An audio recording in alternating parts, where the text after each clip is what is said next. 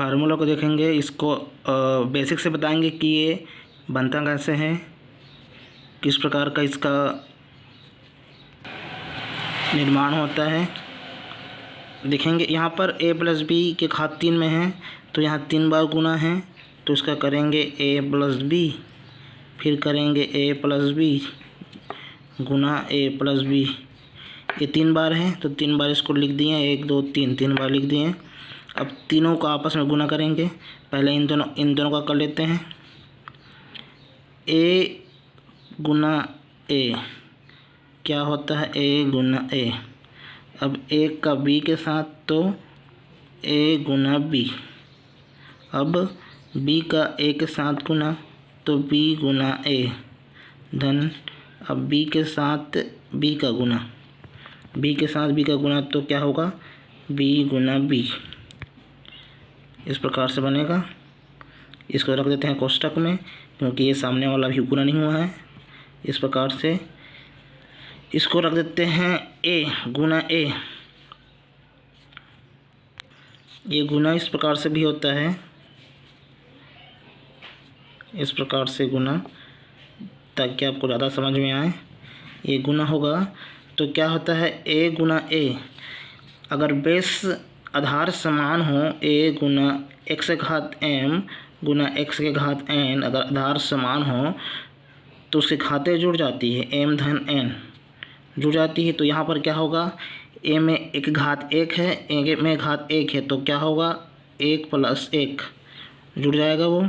फिर a Guna b, a भी हो जाएगा। इसको b गुना a, इसको b a लिखो या a b लिखो, बात एक ही है।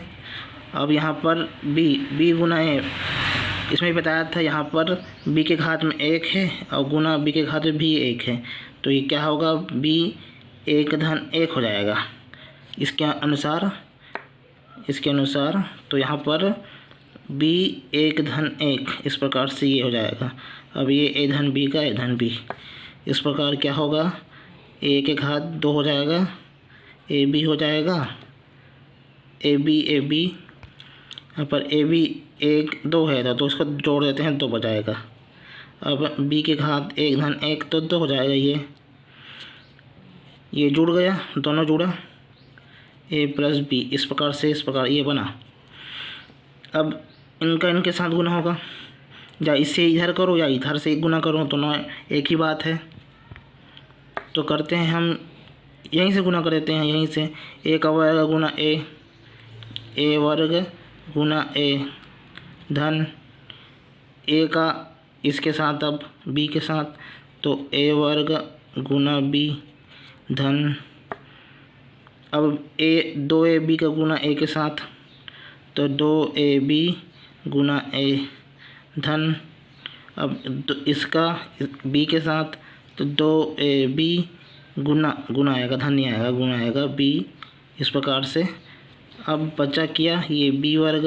अब इसका गुना इसके साथ a के साथ, तो b गुना a धन b गुना b वर्ग, b वर्ग गुना b। इस प्रकार से बनाइए। अब क्या होगा, यहाँ पर भी वही नियम लागू होगा। यहाँ पर जैसे x का घात m गुना x का घात n, जब आधार समान हो तो ये जुड़ जाती है, घातें जुड़ जाती है। तो यहाँ पर घात कितना है, यहाँ पर 1 है, यहाँ पर 2 है, तो क्या होगा, 2 धन 1। घात में इसमें 1 है, इसमें 2 है। और इस प्रकार से a वर्ग भी हो जाएगा, ये a वर्ग b। अब यहाँ पर भी 2ab और a दोनों का घात यहाँ पर 1 है, गुना a के घात a है, तो यहाँ पर a के घात 1 धन 1 हो जाता है। तो यहाँ पर क्या करेंगे, 2a के घात 1 धन 1, और यहाँ पर b हो जाएगा। यहाँ पर भी वैसे b का गुना b के साथ, तो 2ab 1 धन 1, घातें जुड़ जाती है, दोनों का आधार समान है। यहाँ पर भी आधार समान था, घात में 1 है, यहाँ पर 1 है, यहाँ पर 1 है, तो 1 धन 1। अब b वर्ग a, तो इसको भी ऐसे लिख देते हैं, a b वर्ग या a वर्ग b दोनों समान हैं। अब यहाँ पर b के घात 2 धन 1 इस प्रकार से बना। अब ये क्या होगा, 2 1 3 हो जाएगा। यहाँ पर a वर्ग b हो जाएगा। अब यहाँ पर 2a वर्ग b हो जाएगा। अब यहाँ पर 2ab वर्ग हो जाएगा और यहाँ पर ab वर्ग धन यहाँ पर b के घात 3। इस प्रकार से यहाँ पर ये बन जाएगा। यहाँ पर इस प्रकार से बना है। अब देखेंगे a त्रिघात, अब ये क्या है, a वर्ग b इनमें 2 है, हमें 1 है, तो ये दोनों जुड़ जाएगा। तो 2 धन 1 3। इसको इस तरह से भी कर सकते हैं, अगर 2 धन 1 a वर्ग b, यहाँ पर ये दोनों जुड़ जाएगा।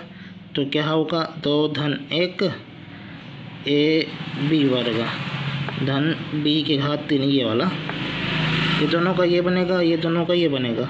तो क्या होगा, a त्रिघात धन 2 धन, अच्छा 1 है यहाँ पे, तो यहाँ पर 3 हो जाएगा। यहाँ पर 2 है, इस प्रकार से 2 1 धन 1 3 हो जाएगा। ये a वर्ग b हो जाएगा। अब यहाँ पर 2 धन 1 3 a b वर्ग धन b के घात 3। इस प्रकार से ये फार्मूला बनकर तैयार हो गया।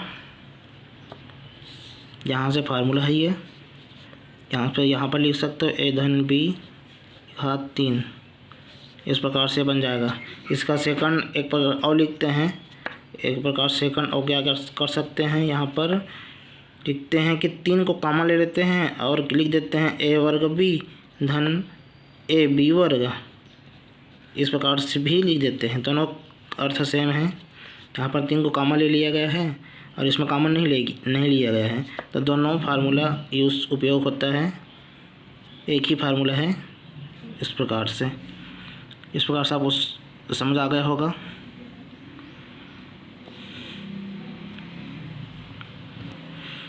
एक बार समझ नहीं आया होगा तो एक बार पुनः स्टार्ट से देख लेंगे तो ज़्यादा समझ आ जाएगा।